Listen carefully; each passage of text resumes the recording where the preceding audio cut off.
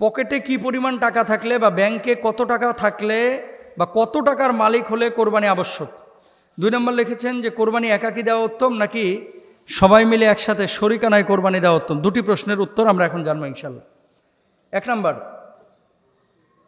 আল্লাহ রাসূল সাল্লাল্লাহু আলাইহি ওয়াসাল্লাম বলছেন, মান দাহা সাআতান ওয়া লাম ইদাহি ফালা ইয়াকরাবান্না মুসাল্লানা।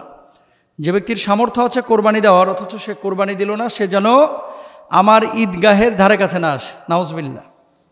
মানে সামর্থ্য থাকা সত্ত্বেও কেউ যদি কোরবানি না দেয়। এখন এটার সামর্থ্য, কোন সামর্থ্যের কথা বলা হয়েছে হাদিসের মধ্যে, এখানে আপনাকে বুঝতে হবে।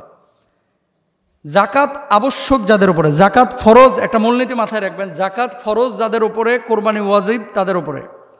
তবে জাকাতের নেসাবটা 1 বছর থাকা জরুরি। কোরবানির নেসাব 1 বছর না, মাত্র 3 দিন থাকা জরুরি।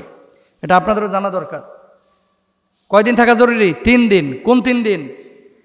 জিলহজ্জের 10 তারিখ, 11 তারিখ এবং 12 তারিখ। এই 3 দিন যদি পরিবারের খরচের বাইরে নেসাব পরিমাণ সম্পদ আপনার কাছে থাকে। নেসাব কি? 52.5 তোলা রৌপ্য, 7.5 ভরি স্বর্ণ। 7.5 ভরি স্বর্ণের মূল্য কত? 7.5 ভরি স্বর্ণের মূল্য এখন প্রায় 7 লক্ষ টাকার মতো। আর রৌপ্যের মূল্য কত? রৌপ্যের মূল্য 52.5 তোলা রৌপ্যের মূল্য 60 থেকে 80,000 টাকা। তো ইসলামিক স্কলাররা রৌপ্যের মূল্যটাকে স্ট্যান্ডার্ড ধরতে বলেন। কেন?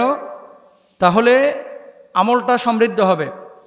জাকাতের ক্ষেত্রে রৌপ্যের মূল্যটাকে গ্রহণ করতে বলেন। কেন? যাতে করে গরিব লাভবান হয়। তাহলে আপনার কাছে যদি 60,000 টাকা সমপরিমাণ অতিরিক্ত টাকা থাকে এই 3 দিন, 10, 11, 12, এই 3 দিন যদি এই পরিমাণ টাকা থাকে, তাহলে আপনি কোরবানি দিবেন। আপনি বলবেন যে হুজুর 60,000 টাকা আমি কি কোরবানি দেব? 60,000 টাকা আপনি তো একটা ছাগল কোরবানি দিতে পারেন।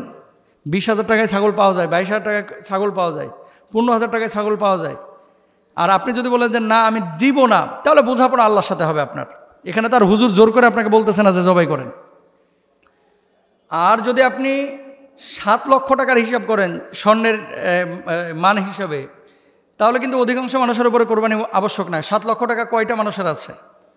অধিকাংশ মানুষের উপরে কোরবানি আবশ্যক না। কিন্তু রাসূল সাল্লাল্লাহু আলাইহি ওয়াসাল্লামের হাদিস, যে সামর্থ্য নেই তারপরেও যদি কেউ ম্যানেজ করে কোরবানিটা দেয়, আল্লাহ সুবহানাহু ওয়া তাআলা ওই কোরবানির সওয়াবও দেন। সুবহানাল্লাহ। এখানে আরেকটা বিষয় আছে, কোরবানির সওয়াবটা কি? যেই পশু আপনি জবাই করতেছেন, এই পশুর রক্ত গড়ে মাটি স্পর্শ করার পূর্বে আল্লাহ রাব্বুল আলামিন আপনার জীবনের গুনাহ খাতা মাফ করে দেবে। সুবহানাল্লাহ বলেন। এবং প্রত্যেকটা পশমের বদৌলতে আল্লাহ সুবহানাহু ওয়া তাআলা একটা করে সওয়াব দেবেন। এক্ষেত্রে কিন্তু মানুষ উদাসীন, বুঝছেন? যখনই জাকাতের বা কোরবানির কোনো ফাংশন আসে, তখনই মানে ওই কৌশল অবলম্বন করে, আমি ঋণগ্রস্ত, আমার তো টাকা কাছে নাই, আমার তো টাকা ডিপোজিটে পড়ে আছে, আমার তো পরিবার চালাতে সমস্যা হচ্ছে। পারলে দিবেন। সওয়াব কার না দরকার আছে ভাই? সবারই তো সওয়াবের দরকার আছে। তাহলে আমরা নিসাব জানলাম যে কত টাকা বাংলাদেশি টাকায় থাকলে তার উপরে কোরবানি আবশ্যক। আমরা পাইলাম 60,000 টাকা রৌপ্যের হিসাবে এই পরিমাণ টাকা যদি থাকে কারোর কাছে, তাহলে তার উপরে কোরবানি আবশ্যক। এবার আসেন, শরিকানায় না এককভাবে কোরবানি দেওয়াটা উত্তম? দ্বিতীয় প্রশ্নের উত্তর, শরিকানা কেউ আছে হুজুর, শরিকানায় কেউ আছে সুদখোর, শরিকানায় কেউ আছে হারামখোর, শরিকানায় কেউ আছে ঘুষখোর, শরিকানায় কেউ আছে হালাল হারাম মিশ্রিত অর্থের মালিক। এখন যে মানুষটাকে আপনি শরিক নিচ্ছেন, সে মানুষটার পূর্ণাঙ্গ ইনকামের ধারাটা, এটা কিন্তু আপনিও জানেন না, আমিও জানি না। এটা সম্ভব না জানা। কিভাবে সম্ভব বলেন? এটা কিন্তু সম্ভব না। কেন সম্ভব না? কারণ হচ্ছে ও কোন জায়গায় হারাম নিয়েছে, কোন জায়গায় হালাল নিয়েছে, এটা তো আমি দেখে আসছি না। আপনি ধরেন হালাল টাকায় পশু কোরবানি দিচ্ছেন, একটা গরুতে 1 ভাগ নিয়েছেন, আরেকজন সুদখোর 1 ভাগ নিয়েছে। মাসালাটা নিয়ে যদিও মতবিরোধ রয়েছে, কিন্তু হানাফি মাযহাবের অধিকাংশ ইসলামিক স্কলাররা একমত যে এক্ষেত্রে এই হারামখোরের কারণে সবার প্রশ্ন, কোরবানিটা প্রশ্নবিদ্ধ হয়ে যাবে। তবে মিশরের কয়েকজন ইসলামিক স্কলার তারা বলতেছেন যে না, যে ব্যক্তি হারাম খেয়েছে শুধু তার কোরবানিটা হবে না, আর যিনি হালাল খেয়েছেন তার কোরবানি হয়ে যাবে, কারণ তিনি তো আর জানেন না। তাহলে সেক্ষেত্রে আপনাদের কাছে আমাদের রিকোয়েস্ট বা পরামর্শ, সেটি হলো, দেখেন গরুই কেন আপনাকে কোরবানি দিতে হবে? গরুই কেন আপনাকে কোরবানি দিতে হবে? গরুর ভাগ এখন মিনিমাম 15,000 টাকার নিচে সাধারণত কোনো গরুর ভাগ নাই, ছোট গরু হলো। আর ম্যাক্সিমামই 25,000, 22,000, 23,000 এরকম। তো আপনি 25,000, 22,000 টাকা দিয়ে এক ভাগের টাকা দিয়ে কিন্তু একটা ছাগল পান। আল্লাহ রাসূল সাল্লাল্লাহু আলাইহি ওয়াসাল্লাম অধিকাংশ সময় তিনি কিন্তু দুম্বা কোরবানি করেছেন, মানে এই যে ছাগল জাতীয় পশু কোরবানি করেছেন। একটা নিজের পক্ষ থেকে, নিজের জন্য, আর আরেকটা হচ্ছে উম্মতের পক্ষ থেকে সওয়াবের জন্য আর কি করেছেন। তো রাসূল যদি ছাগল টাইপের পশু কোরবানি করতে পারে, তা আপনি আমি কেন খালি গরুর দিকে ঝুঁকতেছি? হুজুর গরুর গোশতের স্বাদ বেশি, এই জন্য খালি গরুর দিকে আমরা ঝুঁকি। হুজুর গরুর গোশতটা একটু খাইতে ভালো না, জিব্বার স্বাদের লাগে যদি সুদখোরের সাথে ঢুকেন, ও তো আপনার কোরবানিটা বরবাদ করে ফেলবে। এই জন্য আমরা খেয়াল করব, কোনো সুদখোর ঘুষখোরের সাথে আমি কোরবানি দিব না। দরকার হয় ওই মাদি ছাগল দিয়েও কোরবানি দেওয়া যায়, কিন্তু মাদি ছাগল পেটে বাচ্চা না থাকলে, এগুলো তো 12-13 হাজার টাকা তো পাওয়া যায়। আপনি একটা ছোট্ট মাদি ছাগল নিয়ে এসে কোরবানি দেন, তারপরও কোনো ঘুষখোরের সাথে কোনো মোটা তাজা গরুতে অংশ নেবেন না। আল্লাহ তাআলা আমাদের বোঝার তৌফিক দান করুন। যে আমি কিছু ঋণ আছি, মানে ঋণগ্রস্ত ব্যক্তি, আমার উপরে কোরবানি আবশ্যক কিনা। 2 নাম্বার, আমার মৃত বাপমার পক্ষ থেকে আমি কোরবানি দিতে পারবো কিনা। ভেরি ভেরি ইম্পর্টেন্ট দুটি বিষয়। ঋণগ্রস্ত ব্যক্তির কোরবানি আবশ্যক কিনা এবং মৃত বাপমার পক্ষ থেকে কোরবানি দেওয়া যাবে কিনা। ঋণগ্রস্ত ব্যক্তি, ঋণ যারা আপনারা নিয়েছেন, এখানে দুটো বিষয় আপনাকে বুঝতে হবে। একটা হচ্ছে ঋণ পরিশোধের পরেও যদি নেশাব পরিমাণ সম্পদ আপনার কাছে থাকে, আপনার উপরে কোরবানি আবশ্যক। এখন বলবেন যে কোরবানি আগে জরুরি নাকি ঋণ পরিশোধ করা আগে জরুরি? আগে ঋণ পরিশোধ করা আপনার উপরে জরুরি। 2 নাম্বার ঋণ আছে যেগুলো আপনি কিস্তিতে শোধ করেন, 2 বছর 3 বছরের জন্য আপনি ঋণ নিয়ে রেখেছেন, তাহলে যে পরিমাণ কিস্তি এ মাসে দিচ্ছেন, এই কিস্তির বাইরে যদি নেশাব পরিমাণ সম্পদ আপনার কাছে থাকে, আপনার উপরে কোরবানি আবশ্যক। কিন্তু আমাদের বাংলাদেশের মানুষ বড় সুযোগ সন্ধানী। কিস্তি নিছে 5,000 টাকা, ব্যাংকে পড়ে আছে 2 লাখ। হুজুর আমি তো ঋণগ্রস্ত। বদমাইশ অনেকে এই বদমাইশি করে, কীরকম জানেন? আমাদের কাছে তো মাসালা আসে, ওই জাকাতের টাকা আদায় করবে না, জাকাত দিবে না এবং কোরবানি দিবে না, এই জন্য কী করে, এই টাকাগুলো কিছু ঋণ টিন নিয়ে রাখে, আল্লাহরে বুঝ দেয়। আল্লাহ আপনার চাইতে অনেক বেশি বুঝে ভাই। কারে ফাঁকিবাজি করতেছেন? আল্লাহর সাথে ফাঁকিবাজি চলে না। আল্লাহ আপনার অন্তরের খবর জানেন, আল্লাহ আপনার মানসিক অবস্থা জানেন। আল্লাহ সুবহানাহু ওয়া তাআলা আপনার দিনের এবং রাতের সব বিষয় আল্লাহ সুবহানাহু ওয়া তাআলা জ্ঞাত। ইন্নাল্লাহা আলিমুম বিযাতিস সুদূর। সুতরাং ঋণগ্রস্ত থাকলেই কোরবানি হবে না। এই বাংলাদেশের শিল্পপতি যারা 1000 কোটি টাকার মালিক, কোন শিল্পপতি আছে যে ঋণগ্রস্ত না? আপনি বলেন আমারে। যারা বড় বড় ব্যবসায়ী, কে ঋণ ছাড়া ব্যবসা করে? সবাই তো ঋণগ্রস্ত। এখন এই সেরা শিল্পপতি, সেও যদি বলে বেক্সিমকো গ্রুপের মালিক যে আমি তো ঋণগ্রস্ত, আমার উপরে কোরবানি আবশ্যক না,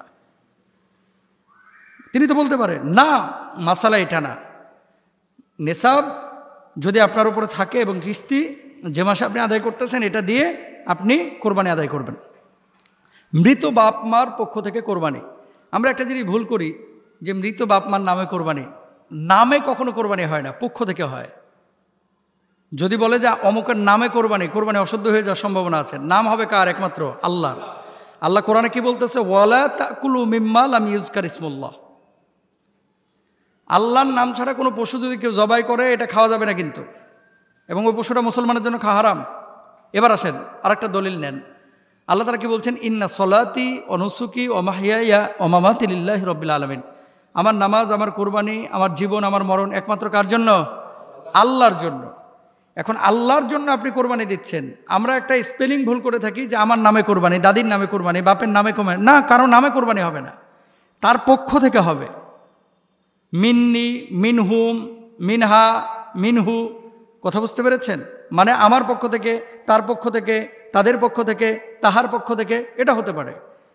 কিন্তু তাহার নামে, তার নামে, তাদের নামে, আমার নামে, স্ত্রীর নামে, বউয়ের নামে, বাচ্চার নামে না।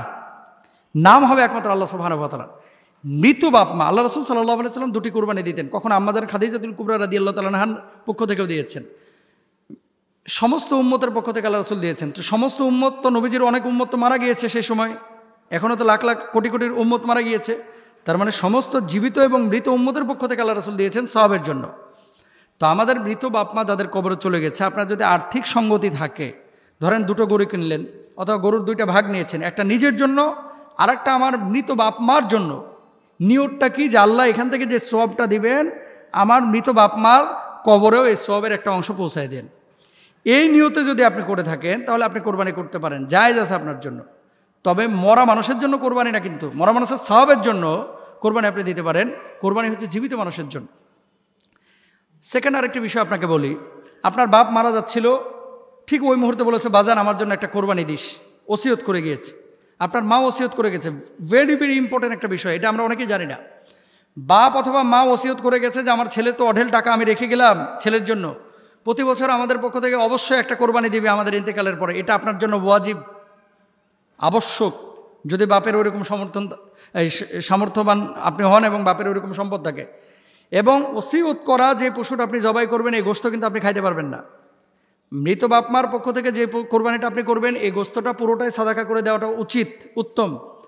আর ওসিয়তের যে গোশতটা এই গোশতটা কিন্তু আপনি ধরতেও পারবেন না, ছুঁইতে পারবেন না। গোশত বানায়া এই পুরো গোশত আপনার দান করতে হবে। এটা কিন্তু অনেকে জানে না। বাপমা ওসিয়ত করে গিয়েছে, এটা জবাই করে ওই কোরবানির গোশতের মতো 3 ভাগে ভাগ করে না। ভাই, ভুল। সঠিক হচ্ছে ওসিয়ত যদি করে থাকে তাহলে পুরো গোশতটা আপনি দান করে দেবেন। আর বাপমার পক্ষ থেকে যদি কোরবানি করেন তাহলে গোশতটা ভাগ করতে পারেন, জায়েজ আছে। তবে উত্তম হচ্ছে পুরো গোশত দিয়ে দেওয়া গরিব মিসকিনকে, কারণ বাপমা সবের জন্য আপনি দিচ্ছেন। তাহলে মৃত ব্যক্তির নামে না, মৃত ব্যক্তির পক্ষ থেকে আমরা কোরবানি দেবো। আল্লাহ তাআলা আমাদের তৌফিক দান করুন।